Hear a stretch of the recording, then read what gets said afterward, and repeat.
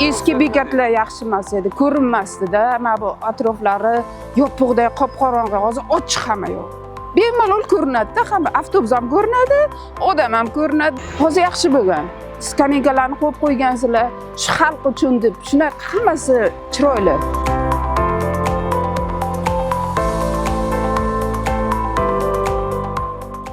Mana hozir shu ko'chada har kuni deyarli o'taman.